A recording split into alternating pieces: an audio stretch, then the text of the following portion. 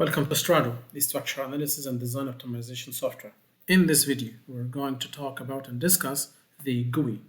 The GUI or graphical user interface is basically divided into or consisted of the menu bar, the toolbar buttons, the view parameters, and of course the commands that draw the structure. The toolbars are usually self-explanatory, but I want to show you, for example, how you can modify your view.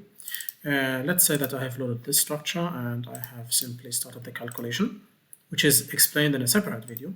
And this is a little bit overloaded, so I can, for example, modify what I want to see. If you want to see the section, you can enable and disable the section.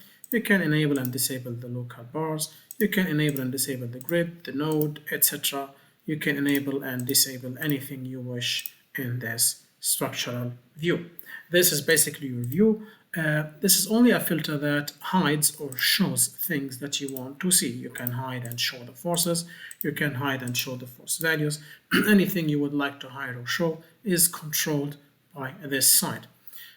Furthermore, there is also the view itself that can be modified. For example, you have this view in front of you, and you can, for example, pan it, you can move it, you can orbit it, whatever you see fit.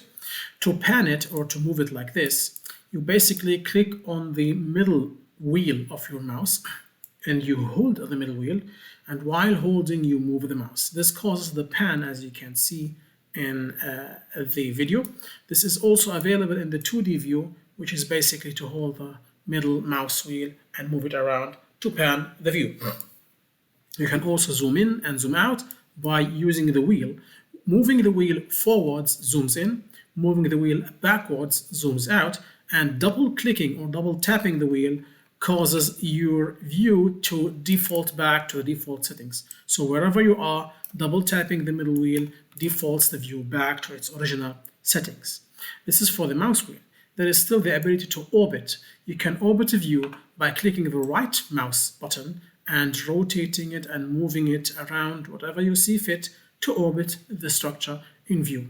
Orbiting the structure is not available in the 2D view, as for 2D, orbiting doesn't make sense. Finally, you can of course select by holding the left mouse button. A blue selection happens only if you enclose the element in that selection box. A green selection happens if you touch the element in with the box. So this is a touch selection, which doesn't work for the inclusion selection. For the inclusion selection, you have to enclose the whole element. Touching, as the name sounds, is just touching the element that would cause it to be selected. Finally, you can, of course, move in different planes at different axes. For example, you can select the XY plane and move in the Z axis by positive and negative, YZ, and move in the X axis by clicking the positive and negative buttons, or just go to the XZ and you can, but because there is no Y, there is only Y equals 0. There is no positive and negative. You cannot move in the Y because there is only one Y coordinate defined.